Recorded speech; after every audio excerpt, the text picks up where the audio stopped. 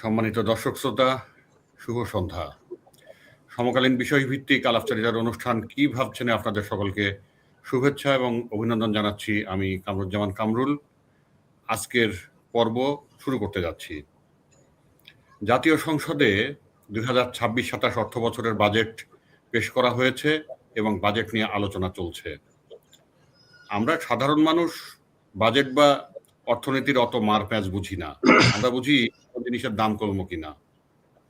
যারা বাজেট বোঝেন তাদের কেউ কেউ বলছেন এটা জনতুষ্টিবাদী বাজেট, এই বাজেট সাধারণ মানুষের আকাঙ্ক্ষা পূরণ করতে সক্ষম হবে না। আবার অনেকেই বলছেন দারুণ গণমুখী বাজেট। অর্থমন্ত্রী সরকারি কর্মচারীদের বেতন দ্বিগুণ করে দিয়ে বলছেন যে বেতন বাড়ানোর ফলে হয়তো দুর্নীতি কমে যাবে, বেসরকারি চাকরিজীবী বা সাধারণ মানুষের আয় বৃদ্ধির কোনো দিক নির্দেশনা কি এই বাজেটে আছে?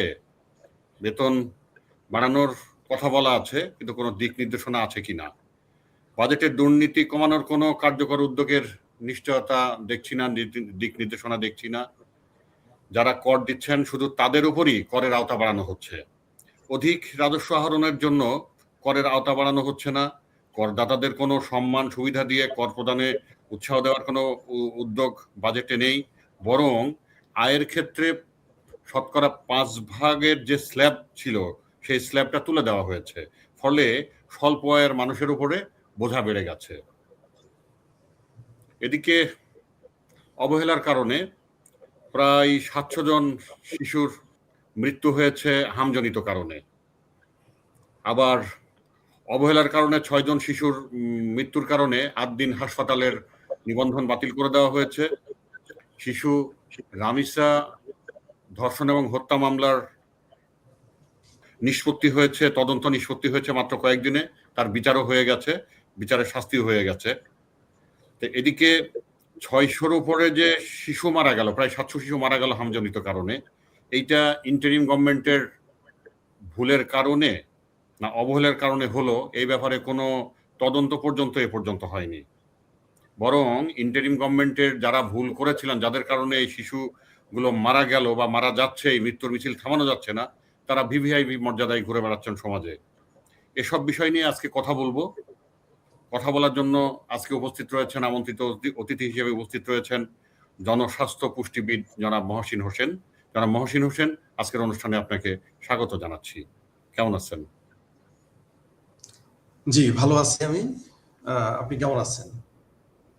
জি মহসিন ভাই, আমরা ভালো আছি। তো আমরা আপনার কাছে একটু জানতে চাই যে মাননীয় অর্থমন্ত্রী জাতীয় সংসদে 2026-27 সালের বাজেট পেশ করেছেন এবং বাজেট নিয়ে জাতীয় সংসদে আলোচনা চলছে। প্রস্তাবিত বাজেটে স্বাস্থ্য খাতে বরাদ্দ, স্বাস্থ্য খাতের উন্নয়ন, জনস্বাস্থ্য, অপুষ্টিতে ভোগা জনগোষ্ঠীর পুষ্টিমান উন্নয়ন, এসব বিষয়ে আপনার পর্যবেক্ষণ কি? সর্বোপরি কেমন হলো এবারের বাজেট, মহসিন ভাই? জি, আপনাকে অসংখ্য ধন্যবাদ আমাকে আজকের এই অনুষ্ঠানে সুযোগ দিয়েছেন কথা বলার জন্য। তো আমার ধারণা একটু ব্যতিক্রম আয়োজন করেছেন, একজন পুষ্টিবিদকে বাজেট বিষয়ে আলোচনার জন্য আপনারা আমন্ত্রণ জানিয়েছেন। আমি মনে করি এটা প্রয়োজন আছে। বাজেটের একটা বড় অংশ থাকে স্বাস্থ্য খাতে বরাদ্দ। আপনি যেহেতু জনস্বাস্থ্য বিশেষজ্ঞ পুষ্টিবিদ, এই জন্যই আমরা চিন্তা করেছি যে আপনি এই বিষয়ে কথা বলতে পারবেন, ফিডব্যাক দেবেন। জি, আপনাকে আবারও ধন্যবাদ জানাচ্ছি এবং দর্শকদেরকেও ধন্যবাদ জানাই যারা আপনার মাধ্যমে এই প্রোগ্রাম দেখছেন। তা আপনি ঠিকই বলেছেন, গত 11 জুন মাননীয় অর্থমন্ত্রী জাতীয় সংসদে বাজেট পেশ করেছেন এবং আপনি ঠিকই বলেছেন যে সর্বকালের সবচেয়ে বড় বাজেট বাংলাদেশের ইতিহাসে 9.4 লাখ কোটি টাকা প্রায় বাজেট পেশ করেছেন এবং ইতিমধ্যে বেশ আলোচনা আমরা শুনতে পাচ্ছি। বাজেট অধিবেশনের পরবর্তী সেশনগুলোতেও এই আলোচনা চলছে। আমরা বিভিন্ন পর্যায়ের যারা বিশ্লেষণ করতেছেন, অর্থনীতিবিদ, বিভিন্ন পর্যায়ের বাজেট আমরা শুনি।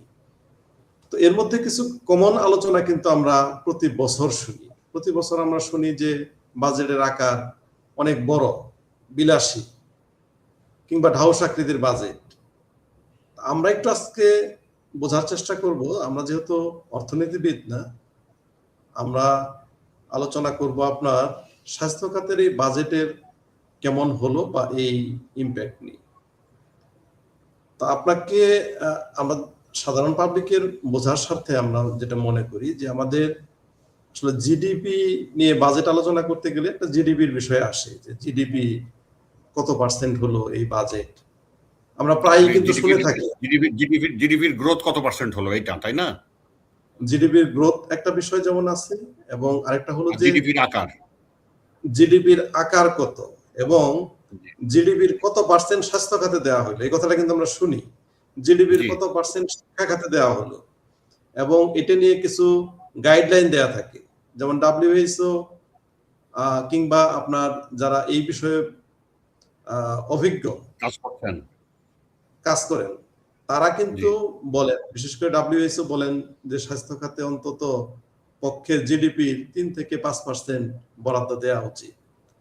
আমাদের এই বিষয়গুলো বুঝতে হবে যে WHO কেন এইভাবে রিকমেন্ড করে যে স্বাস্থ্য ক্ষেত্রে 3 থেকে 5% বরাদ্দ দেওয়া উচিত, শিক্ষা খাতে অন্তত 5% বরাদ্দ দেওয়া উচিত, বিশেষ করে উন্নয়নশীল দেশ বা নিম্ন আয়ের দেশ যারা আছে তাদের ক্ষেত্রে এই আলোচনাটা প্রায়ই আসে। আমি এইটাতে একটু আলোকপাত করব আপনাকে, যে স্বাস্থ্য খাতে এবার যে টোটাল বাজেট দেওয়া হয়েছে সেটা জিডিপির 1%। তো সেটা আসলে কেমন হলো, 1% এর আগে কত ছিল বা এখন কেমন হলো, বা এটা পর্যাপ্ত কিনা, বা WHO যে রিকমেন্ডেশনটা করে সেটা আমরা মিট করতে পারলাম কিনা। আপনি দেখেন, প্রথমেই আমি একটু আলোকপাত করব যে আসলে জিডিপি বিষয়টা কি। আমাদের একটু খুব সাধারণভাবে, আমাদের সাধারণ মানুষের সাধারণভাবে বোঝা উচিত জিডিপি জিনিসটা। জিডিপিটা আপনার আমাদের যে ভৌগোলিক সীমা রাখা আছে বাংলাদেশের, এই যে 1,47,000 বর্গ কিলোমিটারের যে বাংলাদেশ, এই ভৌগোলিক সীমা রেখার মধ্যে এক বছরে আপনার সাধারণত একটা অর্থ বছর দ্বারা হয়, তো এক বছরে আমাদের যে পরিমাণ পণ্য বা সেবা উৎপাদিত হলো সেটার যে আপনার মূল্য, ফিনান্সিয়াল ভ্যালু, সেটাই কিন্তু জিডিপি। আমি যদি একটু উদাহরণ হিসেবে এখানে বলি যে আমাদের যারা রেমিটেন্স পাঠায়, তাহলে কি এটা জিডিপির অন্তর্ভুক্ত না? যেহেতু তারা বাইরে থেকে পাঠাচ্ছে, এটা কিন্তু জিডিপিতে আসবে না। আবার ধরুন বাংলাদেশে হয়তো কোনো বিদেশি কোম্পানি আছে, সাপোজ ধরেন একটা মোটরসাইকেল কোম্পানি আছে, তাহলে তারা যে প্রোডাকশন করতেছে, কিংবা ধরেন গার্মেন্টস কোম্পানির মালিক বিদেশি, তারা যে প্রোডাকশন করতেছে সেটা কি জিডিপিতে আসবে? হ্যাঁ, সেটা জিডিপিতে আসবে। অর্থাৎ বাংলাদেশের ভৌগোলিক সীমারেখার মধ্যে যা কিছু উৎপাদিত হবে সেটার মালিকানা বিদেশের থাক আর আমাদের দেশের থাক, ডোমেস্টিক প্রোডাকশন। এখন এই ডোমেস্টিক প্রোডাকশনের বাংলাদেশের এটাকে অর্থনীতির আকারও বলা হয়ে থাকে, যে বাংলাদেশের অর্থনীতির সাইজ কত। অর্থাৎ বিষয়টা বোঝানো হয় এরকম যে আসলে অর্থনৈতিক কর্মকাণ্ড কেমন হচ্ছে, অর্থাৎ আপনার কি ধরনের সেবা উৎপাদন হচ্ছে, কি ধরনের পণ্য উৎপাদন হচ্ছে, এটা কিন্তু অর্থনীতির সাইজ, এটার মেজারমেন্টই হলো অর্থনীতির সাইজ বা আকার। তো বাংলাদেশে এই অর্থনীতির বর্তমান সাইজ আপনার কিন্তু $511 বিলিয়ন। এটা যদি টাকায় কনভার্ট করি 62 লাখ কোটি টাকা, এটা হলো আমাদের অর্থনীতির সাইজ বা জিডিপির সাইজ বর্তমানে। তো এখন এই 511 বিলিয়ন বা 62 লাখ কোটি যে জিডিপি, তার মধ্যে এবারে বাজেট হয়েছে 9.4 লাখ কোটি। অর্থাৎ আমাদের জিডিপির যে সাইজ আর বাজেটের যে সাইজ, এটা হলো জিডিপির 15%। বুঝতে পারলেন? এখন এই 15%, এখন এইটা আসলে আমরা বুঝতে পারি কখন যে আমাদের মানে টোটাল বাজেটের সাইজ কি বড় হলো না কম হলো, এটা আমরা আসলে তুলনা করবো কিভাবে? আমাদের মতো আরো 2-4টা দেশ তারা কেমন করে সেটার সাথে যদি আমরা দেখি, তাহলে আমরা বুঝতে পারবো যে আমাদের এই টোটাল বাজেটের সাইজটা আসলে বড় না ছোট। আমরা কিন্তু প্রায় এটা নিয়ে মানে চিন্তা করি যে এত বড় বাজেট দিল কি কেমনে কি হবে, ব্যাপারটা আমাদের একটু ভাবতে হবে। আমাদের জিডিপির সাইজ বড়, কাজে বাজেট বড় হবে, এটা আমাদের প্রথমে বুঝতে হবে। সমস্যাটা এখানে না, বাজেট বড় দেওয়াটা সমস্যা না। যেমন ধরুন আপনার নিম্ন আয়ের দেশ যেগুলো আছে তাদের বাজেটের সাইজ 15 থেকে 25% হয় টোটাল যে জিডিপি সেটা। আবার মধ্যম আয়ের দেশ যদি হয় তাহলে আপনার 20 থেকে 35% হয়। আর যেগুলো আপনার কল্যাণ রাষ্ট্র, উন্নত রাষ্ট্র হয়ে গেছে, তাদের কিন্তু জিডিপির প্রায় 40 থেকে 55% পর্যন্ত আপনার তাদের বাজেট দেয়। উদাহরণ হিসেবে যদি আপনাকে বলি যে থাইল্যান্ডের এবং বাংলাদেশে এই দুইটি দেশের জিডিপির আকার কিন্তু সাইজ প্রায় সমান। থাইল্যান্ডের সামান্য বড়, আমাদের 511 বিলিয়ন, থাইল্যান্ডের 550 বিলিয়ন। মানে আমরা তুলনা করতে পারি থাইল্যান্ডের সঙ্গে, আমাদের দুই দেশের জিডিপির সাইজ প্রায় একই রকম। এখন দেখুন এখানে আপনার থাইল্যান্ডের ওদের বাজেটের সাইজ আপনার 110 বিলিয়ন, আর আমাদেরটা বর্তমানে হলো 77 বিলিয়ন। তার মানে কিন্তু আমরা বলতে পারি যে আমাদের এই যতটা বড় বাজেট শোনা যাচ্ছে, মনে হচ্ছে, আসলে সেটা কিন্তু ঠিক, মানে আপনি যদি থাইল্যান্ডের সাথে তুলনা করেন, আমরা কিন্তু একটু কমই আছি। 77 বিলিয়ন বাজেট করা হয়েছে, যেখানে থাইল্যান্ডের 110 বিলিয়ন। এই প্রসঙ্গটা আমাদের একটু বুঝতে হবে যে আসলে টোটাল জিডিপির কত পার্সেন্ট আমরা বাজেট করলাম, এটা বিভিন্ন দেশ বিভিন্ন রকম ভাবে করে। তো এখন যে ইস্যুটা আমি একটু হাইলাইট করবো আপনাকে, সেটা হলো যে স্বাস্থ্য এবং পরিবার কল্যাণ এই সেক্টরে টোটাল জিডিপির কত পার্সেন্ট।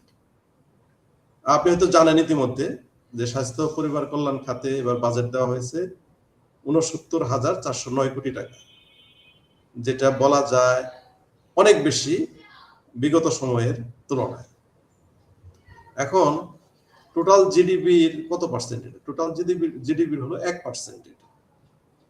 অর্থাৎ আমরা কি বুঝতে পারলাম যে একটা জিডিপির ডাব্লিউএইচও এর যে রিকমেন্ডেশন আমরা শুনতে বলেছি যে 3 থেকে 5% হওয়া উচিত আমাদের মতো দেশে স্বাস্থ্য খাতে বাজেট, সেটা আমাদের আছে 1%। তার মানে স্বাস্থ্য খাতে আমরা এত বাজেট বাড়িয়েছি, সেটা কিন্তু তারপরেও ডাব্লিউএইচও এর সেই রিকমেন্ডেশন কিন্তু আমরা ফুলফিল করতে পারছি না, করতে পারছি না।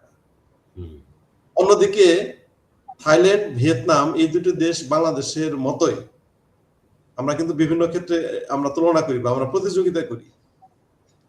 তো তাদের কিন্তু জিডিপি যদি আপনি, মানে তাদের যে বাজেটের সাইজ সেটাও কিছুটা বড়, এবং বিশেষ করে হেলথ বাজেট থাইল্যান্ডের আপনার কিন্তু 3 থেকে 4% ওদের হেলথ বাজেট।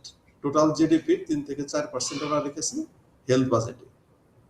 আমি এই আলোচনাগুলো শুরুতে কেন নিয়ে আসলাম, এটা দেখুন, আপনি কিন্তু হঠাৎ করে বলতে পারবেন না যে আপনার একটা বড় হাসপাতাল হয়ে গেল, বেশ কয়েকটা হাসপাতাল নির্মাণ করলো, আমাদের দেশের স্বাস্থ্য খাত খুব ডেভেলপ হয়ে গেল, টাকা বাড়াইলাম স্বাস্থ্য খাতে, স্বাস্থ্য খাত বেশ ডেভেলপ করে গেছে।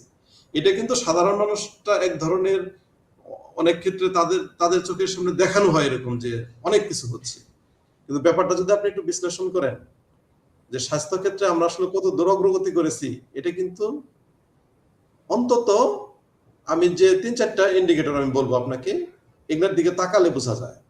তার মধ্যে একটা হচ্ছে যে লাইফ এক্সপেক্টেন্সি, অর্থাৎ এটা যে আপনার কি বলে গড়ায়ু, যেটা বাংলায় বলে লাইফ এক্সপেক্টেন্সি এট বার্থ, জন্মের সময় গড়ায়ু কত। বাংলাদেশ কিন্তু এক্ষেত্রে অনেক এগিয়েছে, অনেক ভালো করেছে, 73 বছর। কিন্তু থাইল্যান্ডের চেয়ে কম, থাইল্যান্ডের 79 বছর, ভিয়েতনামের 75, তার চেয়েও কম। আবার দেখুন আরেকটা ইন্ডিকেটর যদি আপনাকে বলি, যে মাতৃমৃত্যুর হার তো কমেছে বাংলাদেশে অনেক। হ্যাঁ, অনেক কমেছে, লাখে এখন 123, কিন্তু সেটা আপনি যদি থাইল্যান্ডের সাথে তুলনা করেন, তাদের হচ্ছে 29 এবং ভিয়েতনামে হচ্ছে 46। বাংলাদেশ কমিয়েছে অনেক, এটা প্রশংসার যোগ্য, কিন্তু এখনো অনেক বেশি আছে, 123 লাখে। আমি আরেকটা ইন্ডিকেটর, আরো এগোনোর সম্ভাবনা আছে বাংলাদেশের এক্ষেত্রে।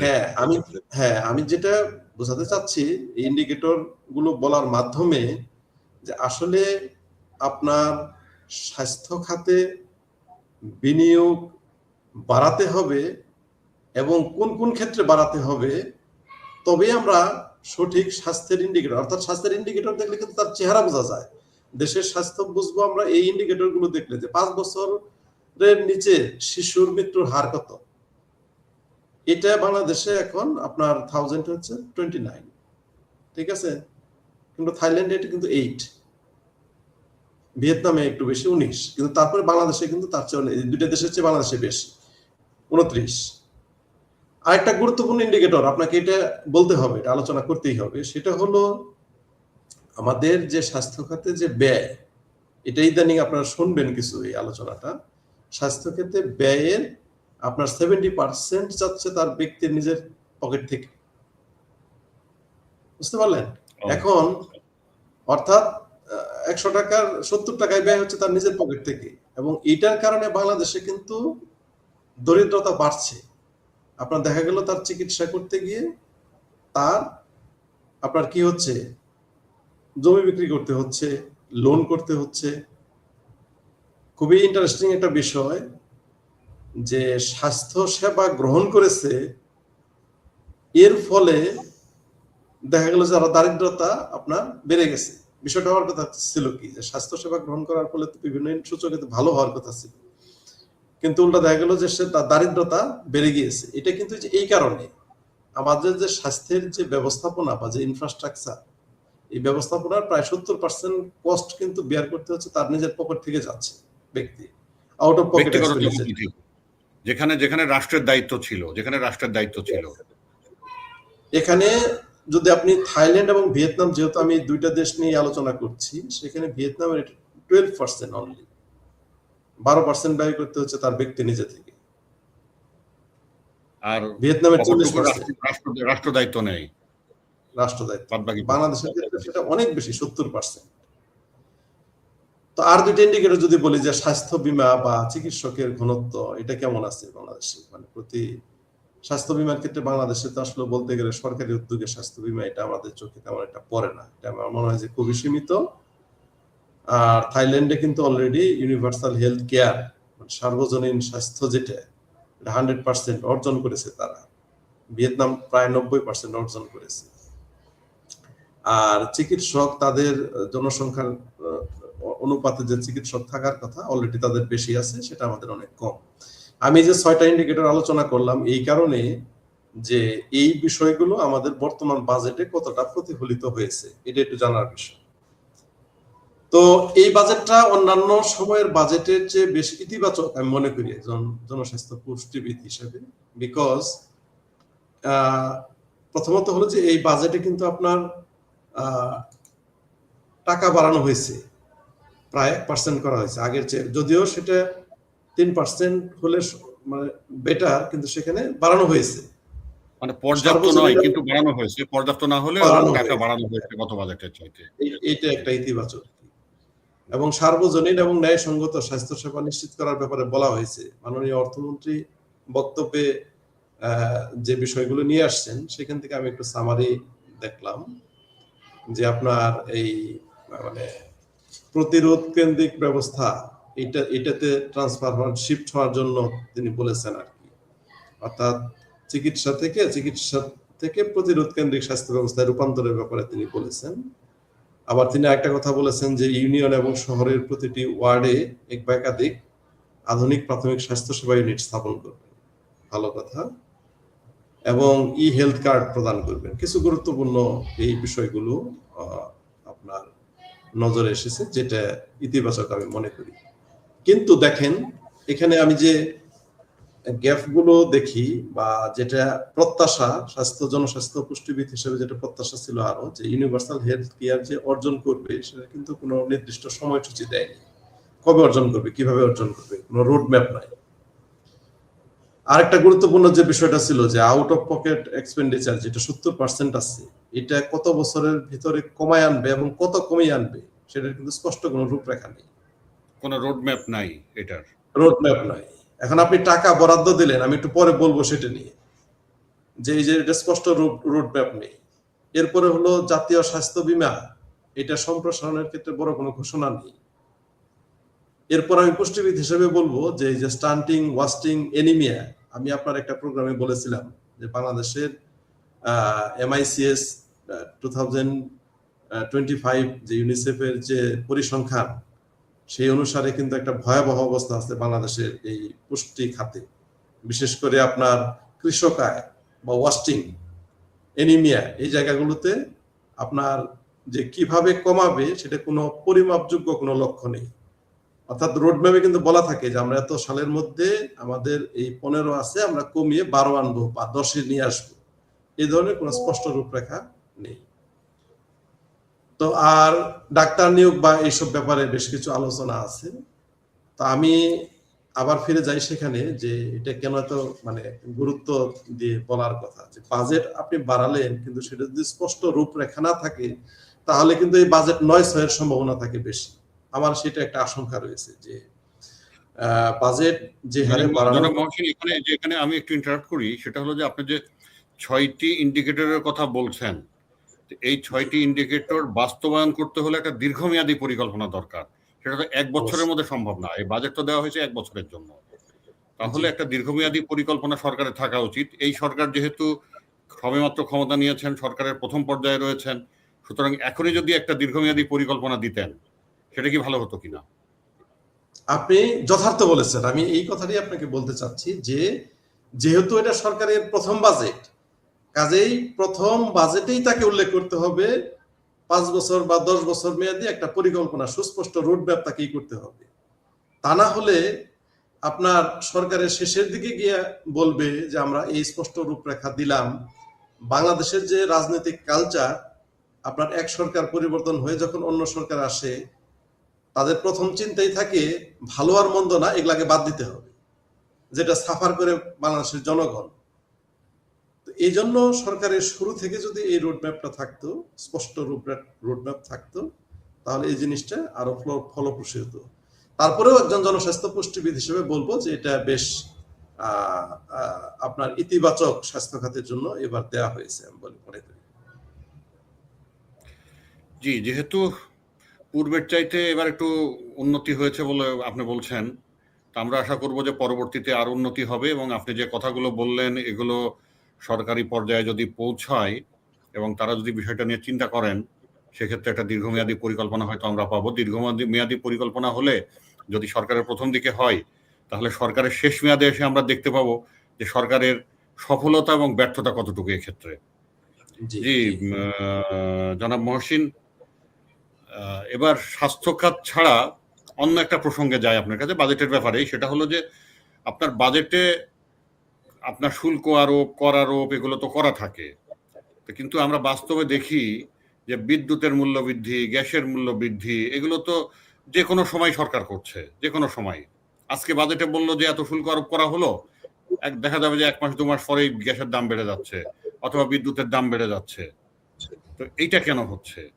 তাহলে বাজেটের মূল্য থাকলো কোথায়? বাজেটের আবেদনটা কোথায় থাকলো জনগণের মধ্যে? আপনি যথার্থই বলেছেন যে গ্যাস, বিদ্যুৎ এসবের মূল্য বৃদ্ধি পেতে পারে বিভিন্ন কারণে। বিশেষ করে আমরা যেটা জানি যে আন্তর্জাতিক বাজারে যদি এটার একটা বড় ধরনের কোনো পরিবর্তন হয়, সেক্ষেত্রে সরকারকে সিদ্ধান্ত নিতে হয় এই জাতীয় পরিবর্তনের ক্ষেত্রে। কিন্তু আপনি খুব যথার্থ বলেছেন যে বাজেটে যদি একটা পরিকল্পনা থাকে, অনেক ক্ষেত্রে এই বৃদ্ধি পেলেও কিন্তু সেটা অ্যাডজাস্ট করতে হয়, যাতে জনগণের উপর সেই চাপটা বৃদ্ধি না পায়। আপনার জ্বালানির মূল্য বৃদ্ধি করার সঙ্গে সঙ্গে পরিবহন ব্যয় বেড়ে যায়, অর্থাৎ সবকিছুতে কিন্তু আপনার জনগণের ক্রয় ক্ষমতা কমে যায়, মূল্যস্ফীতি বেড়ে যায় এবং ক্রয় ক্ষমতা কমে যায়।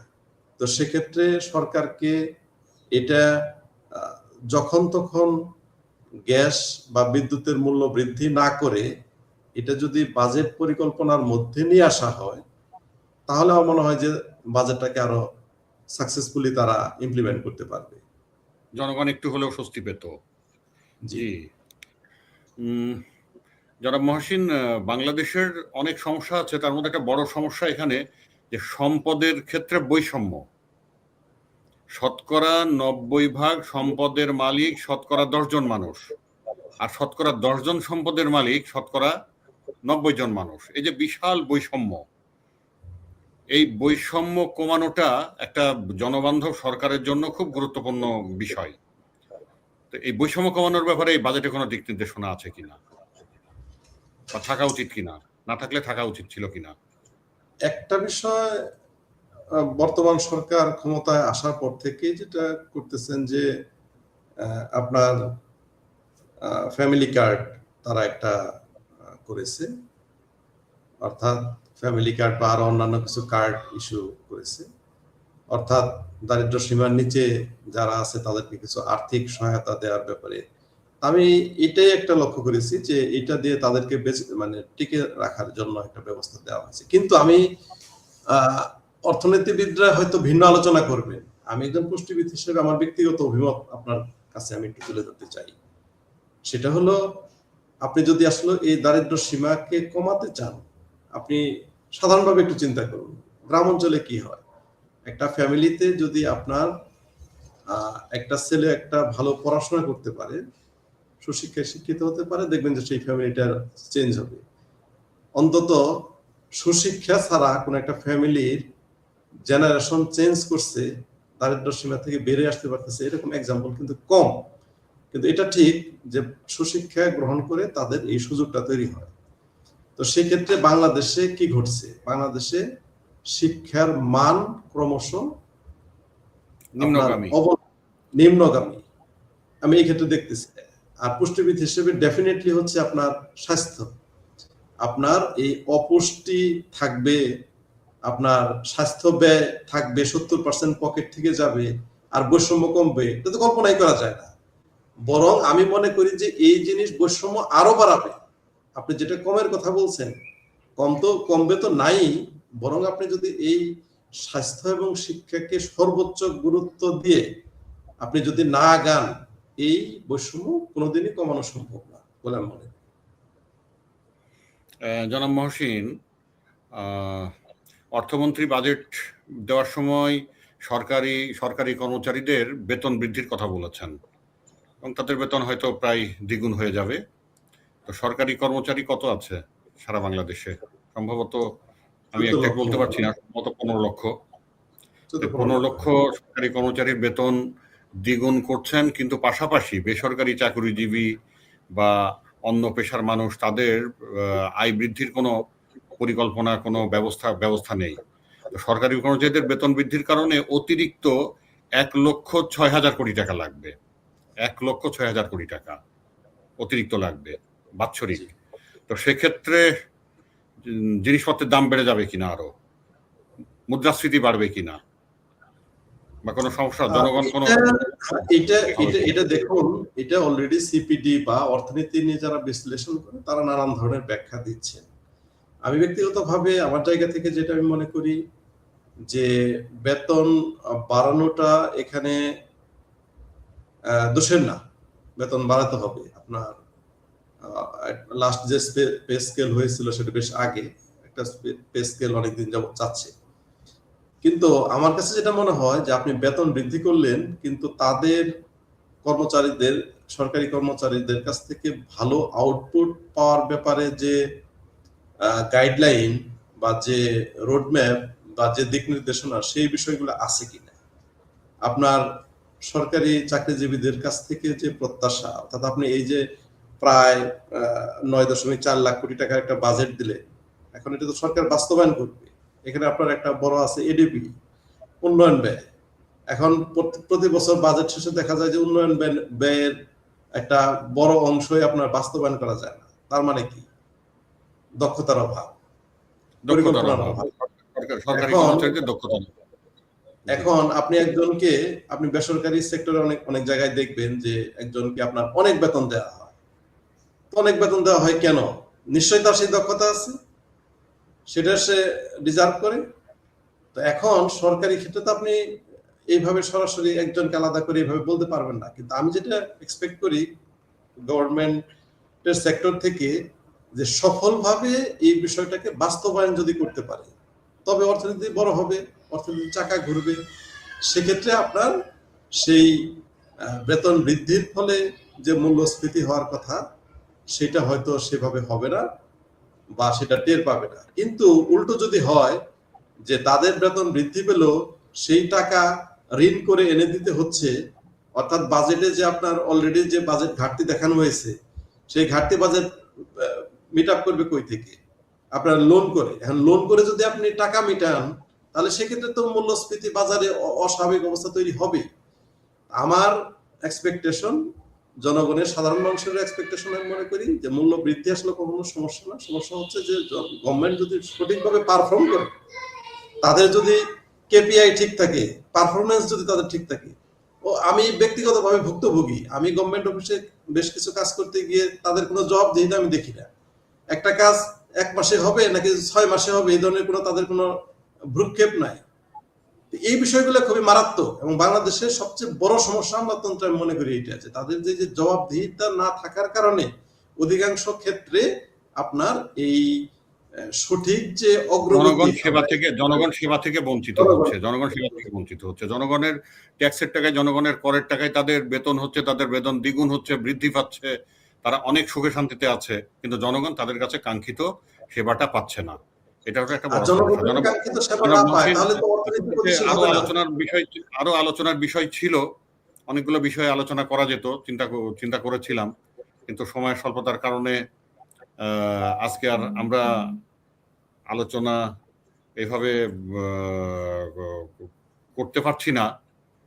তো সেক্ষেত্রে আমরা পরবর্তীতে আবার আপনার সঙ্গে আলোচনায় বসবো। তখন শুধু বাজেটের ব্যাপার নয়, এই বিষয়গুলো নিয়ে এমনি যে কোনো বিষয় আমরা যে কোনো সময় আলোচনা করতে পারি।